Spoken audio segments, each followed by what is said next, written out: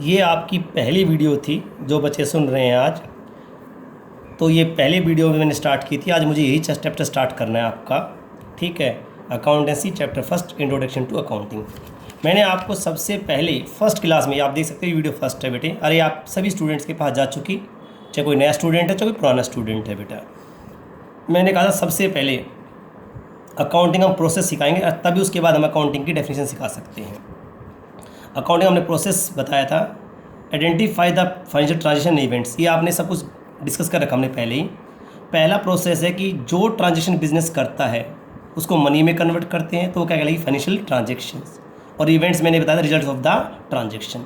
तो हम पहले ट्रांजेक्शन इवेंट्स को आइडेंटिफाई करेंगे कि उन्हें मनी में कन्वर्ट किया जा सकता है या कन्वर्ट नहीं किया जा सकता। यदि उन्हें कन्वर्ट किया जा सकता है तो अकाउंट में रिकॉर्ड होगा, और नहीं किया जा सकता तो उन्हें अकाउंट में रिकॉर्ड नहीं किया जा सकता। दूसरा, measuring the identified transaction events. फिर दूसरा प्रोसेस ये था कि जो ट्रांजेक्शन आइडेंटिफाई की हैं उनको मेजरिंग करना है, उसको मनी में कन्वर्ट करना। जैसे मैंने कहा था, आपने एक फर्नीचर खरीदा बेटे, टेबल लगा लो, आपने एक टेबल खरीदी 10,000 की खरीदी बेटे, तो कितना जगह? तो आप ये लिखेंगे हमने एक टेबल खरीदी कितने की? 10,000। किसे कहते हैं? मेज़र करना। फिर हमने कहा था रिकॉर्डिंग बेटे, जितनी भी हमने ट्रांजेक्शन्स की है बेटा उनको जहाँ रिटर्न में हम लिखते हैं उसे कहते हैं जर्नल। मैंने एग्जांपल दिया था, आप गुड्स परचेज करते हैं, सेल्स करते हैं, तो जहाँ आप रिकॉर्ड करते हैं सारी सेल और परचेज को, उसे क्या कहते हैं? जर्नल कहते हैं। तो तीसरा वर्ड है रिकॉर्डिंग। फोर्थ है क्लासीफाइंग। हमने जितनी भी परचेज और सेल्स को रिकॉर्ड किया उनके हम अलग अलग प्रॉपर अकाउंट मेंटेन करते हैं। यानी परचेज की ट्रांजेक्शन्स को एक जगह लिखते हैं और सेल की ट्रांजेक्शन्स को एक जगह, तो इसे कहते हैं क्लासीफाइंग करना।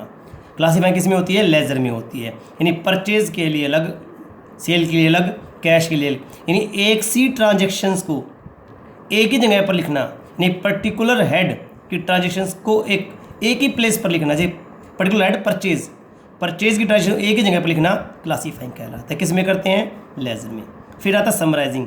जितने भी हमने ये मेंटेन किए हैं, परचेज अकाउंट, सेल अकाउंट, इन्हें अकाउंट कहते हैं, इन सब का टोटल कर लेते हैं तो उसे कहते हैं समराइजिंग। क्या कहते हैं? समराइजिंग। समराइजिंग में मैंने आपको 3 वर्ड बताए थे, याद हो आपको क्लास में? Trial balance, trading and profit and loss, and balance sheet बेटा। ट्रायल बैलेंस हमें सभी के टोटल मिल जाते हैं, और ट्रेडिंग के साथ मैंने एक वर्ड आपको सिखाया था, याद हो आज? नया वर्ड फाइनेंशियल स्टेटमेंट सिखाया था बेटा। एक वर्ड आज आपका सबसे इंपॉर्टेंट वर्ड था फाइनेंशियल स्टेटमेंट, बताया था ना बेटा? Financial statements. Financial statement are दो statement which show the profit and loss of the business and show the financial position of the business। तो इसमें बेटा 2 बनती है, एक trading and profit and loss account बनता है, एक बैलेंस शीट बनती है। क्लियर है? ये समराइजिंग है। अब वर्ड आता है 6, एनालिसिस एंड इंटरप्रिटेशन। जो हमने फाइनेंशियल स्टेटमेंट बनाई है उससे जो रिजल्ट आया होगा, क्या आया होगा? जो रिजल्ट आया होगा, रिजल्ट बेटा या तो प्रॉफिट आया होगा या लॉस आया। ये जो रिजल्ट आए हैं उसका एनालिसिस करेंगे। एनालिसिस क्यों करेंगे? ये जानने के लिए कि रिजल्ट हमारे फेवर में आया या हमारे फेवर में नहीं आया, या हम इससे ज़्यादा बेटर कर सकते थे अपनी फर्म को आसानी से इंक्रीज़ करने के लिए। तो जितने भी हमारे पास डाटा आए हैं, जो रिजल्ट्स आया है, उनका एनालिसिस करके ये देखते हैं कि रिजल्ट हमारे फेवर में है, हमारे फेवर में नहीं है, या हम ज़्यादा बेटर करें तो हमारी फर्म का प्रॉफिट इंक्रीज़ हो सकता था। और इंटरप्रिटेशन होता है कंक्लूजन निकालना। फिर जो रिजल्ट्स आए हैं उनका एनालिसिस करके हम एक कंक्लूजन निकालते हैं कि चलो अब तो जो हो चुका ठीक है, आगे से हम अपनी प्लानिंग को थोड़ा सा इंप्रूव करेंगे, तो कंक्लूजन निकालते हैं इंटरप्रिटेशन का। कम्युनिकेटिंग, जो कंक्लूजन आया है, जो ये रिजल्ट्स आए हैं, उन सब को हम कम्युनिकेट करते हैं किसको? यूज़र्स को या पार्टीज़ को जिनका बिजनेस में इंटरेस्ट होता है। तो ये तो फर्स्ट वीडियो था। आज आपकी जो वीडियो नंबर है वो 11 है बेटा। अब ये मैं सोच रहा हूँ 2 तो आपके पास जा चुकी, जो बीच की बैलेंस है 8 वीडियो बेटा, वो मैं आपको जो नए स्टूडेंट्स हैं ध्यान रखो TTS में भेज दूँगा, ट्यूसडे, थर्सडे, सैटरडे में सेंड कर दिया करूँगा बेटा। वो तो बीच की 8 वीडियो रहेगी बेटा, वो आपको मैं नए स्टूडेंट्स के लिए बता रहा हूँ बेटा। पुराने के पास तो हैं, जो नए हैं उनकी 8 वीडियो बेटा बीच में गायब हैं, वो TTS में सेंड कर दूँगा। अब अपना आज का टॉपिक स्टार्ट करते हैं। एक तो हो ही गया था बेटा प्रोसेस ऑफ अकाउंटिंग। आप देख सकते हो आप अकाउंट की डेफिनेशन बेटा, account is a systematic process of identify, देखो आ गया पहला word identify, measuring, recording, classifying, summarising, interpreting, communicating financial information to the user. यानी अकाउंट एक सिस्टमेटिक प्रोसेस है जो बिजनेस की जितनी भी फाइनेंशियल ट्रांजेक्शन्स होती हैं उनको आइडेंटिफाई करता है, मेजरिंग करता है, रिकॉर्ड करता है, क्लासीफाइंग करता है, समराइजिंग करता है, और बाद में उनका एनालिसिस जो कंक्लूडिंग कंक्लूजन निकलता है, वो कम्युनिकेट करता है उन बंदों को जिनका बिजनेस में इंटरेस्ट होता है, जो बिजनेस के लिए यूज़ करेंगे उन इन्फॉर्मेशन का। तो that is the meaning of accounting. मैंने आपके नोट्स प्रोवाइड कर रखे हैं। जो नए स्टूडेंट्स हैं बेटे, वो अपनी फ़ीस डिपॉजिट कर जाना और नोट्स ले जाना बेटा, ठीक है। ये नोट्स मैंने वैसे वो फ़ोटो तो सेंड कर दिए बेटा, यदि वो कभी भी आके कोचिंग सेंटर से आगे नोट्स ले जाना बेटे, ठीक है। पुरानों के पास तो सबके पास है। तो ये सारा इंट्रोडक्शन है, मीनिंग है, डेफिनेशन, आप इसको रीडिंग कर लीजिए, कोई प्रॉब्लम हो तो बता देना। प्रोसेस ऑफ अकाउंटिंग हो गया बेटा। अब स्टार्ट करेंगे आपका बेटा ऑब्जेक्टिव ऑफ अकाउंटिंग। आज आपका सेकंड टॉपिक स्टार्ट करेंगे, objective of accounting. Objectives of accounting, भाई अकाउंट के ऑब्जेक्ट्स क्या है बेटे? हम तुम्हें पढ़ा तो रहे अकाउंटिंग, पर इसके पीछे ऑब्जेक्ट क्या है बेटे? तो पहला ऑब्जेक्ट है बेटे इसके पीछे सबसे important, maintaining accounting record.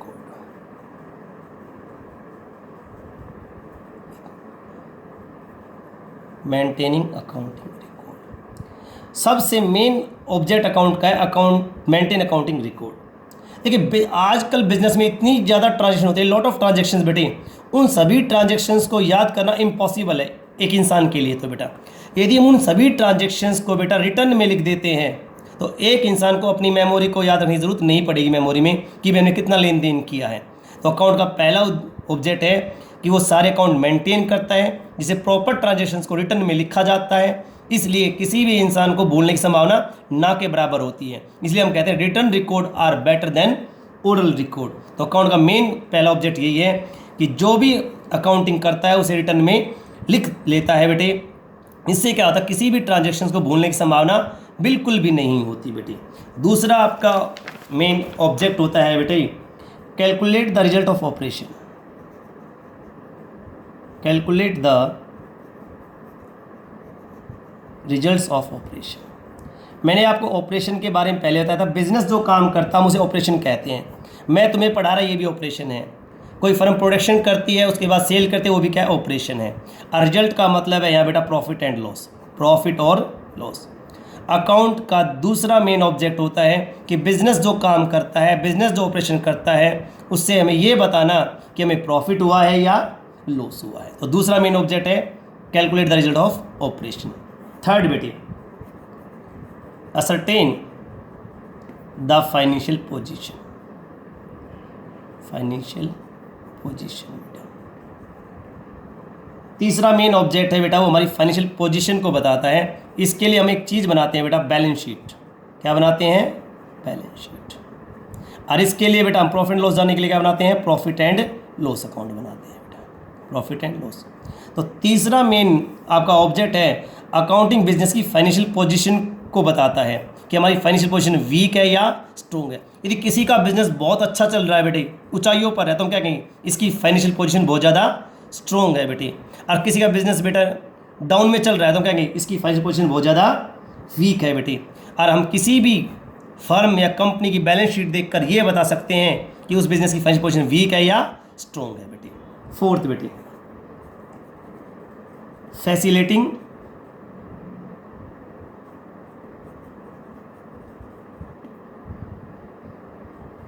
Facilitating management बेटा, फैसिलिटिंग मैनेजमेंट। ये मैनेजमेंट को बेटा फैसिलिटीज़ देता है कि वो मैनेजमेंट को वो इंफॉर्मेशन प्रोवाइड करे जिससे वो आसानी से डिसीजन ले सके बेटे। क्लियर है? जैसे मैंने कहा था मैनेजमेंट को डिसीजन लेना पड़ता है कि हमें कितना प्रोडक्शन करना है, उस प्रोडक्शन के लिए हमें कितने कैश की ज़रूरत पड़ेगी, हमें क्या आप कंट्रोल करना पड़ेगा। तो ये सारी इन्फॉर्मेशन कौन देगा? हमें अकाउंटिंग देगी। तो अकाउंट का फोर्थ मेन ऑब्जेक्ट होता है फैसिलिटिंग मैनेजमेंट। ये मैनेजमेंट को फैसिलिटीज़ देता है, वो डाटा प्रोवाइड करता है जिससे मैनेजमेंट डिसीजन ले सके बेटे, कंट्रोल कर सके, बजट बना सके फ्यूचर के बारे में कि हमें कितना काम प्रोडक्शन करना है, उस प्रोडक्शन को पूरा करने के लिए कितने पैसे की ज़रूरत पड़ेगी बेटे। क्लियर है? और फिफ्थ है बेटा प्रोवाइडिंग अकाउंटिंग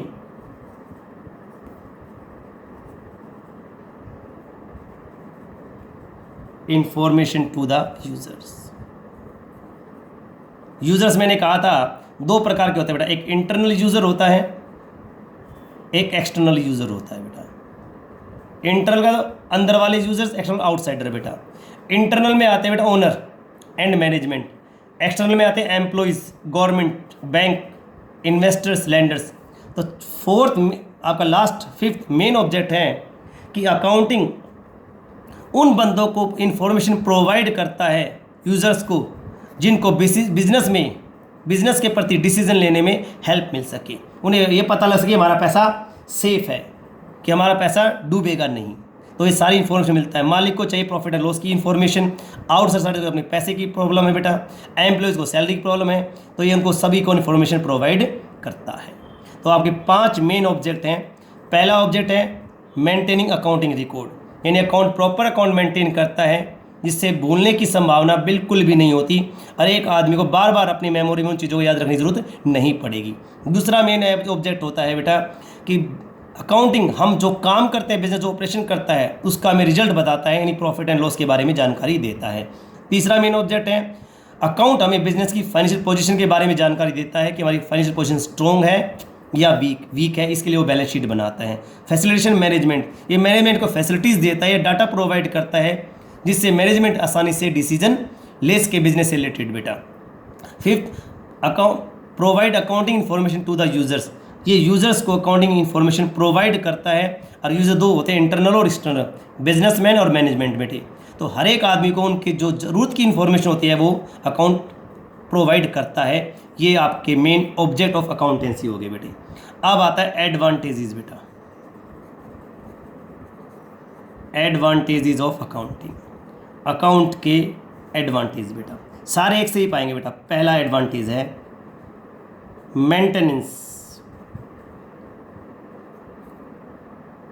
मेंटेनेंस, सॉरी पहले फंक्शन एडवांटेज बताता हूँ, कोई बात नहीं, बाद में फंक्शन बता दूँगा। Maintenance of business record, maintenance of business record बेटे, ये दोनों एक से ही होते हैं बेटा, एडवांटेज और ऑब्जेक्ट बेटा। पहला एडवांटेज हमें अकाउंट का ये बेनिफिट मिलता है कि बिजनेस सारे प्रॉपर अकाउंट मेंटेन करता है। और प्रॉपर अकाउंट मेंटेन करने का एक ही बात है कि आज it is not need to rely on memory में उन चीज़ों को बार बार याद करने की ज़रूरत नहीं पड़ती, क्योंकि एक ह्यूमन बींग कितना इंटेलिजेंट क्यों ना बेटा वो सारी ट्रांजेक्शन को याद नहीं रख सकता। तो इसका सबसे पहला एडवांटेज वही मिलेगा कि जब बिजनेस सारे रिकॉर्ड मेंटेन करता है, ओल्ड ट्रांजेक्शन को प्रॉपर तरह से रिकॉर्ड करता है, तो एक हमें बार बार अपनी मेमोरी को याद करने की ज़रूरत नहीं पड़ेगी। और सेकंड बेटा है, सारे एडवांटेज और ऑब्जेक्ट बेटा लगभग सेम ही होते हैं बेटा। प्रिपरेशन ऑफ फाइनेंशियल स्टेटमेंट बेटा सेम वही बेटा। अकाउंट का दूसरा एडवांटेज होता है बेटा ये हमारी फाइनेंशियल स्टेटमेंट मेंटेन करता है, जिससे हमें अपनी फर्म के प्रॉफिट एंड लॉस के बारे में और उसके बिजनेस की पोजीशन के बारे में जानकारी मिलती है बेटे। थर्ड एडवांटेज बेटा आप नेक्स्ट वीडियो में डिस्कस करेंगे।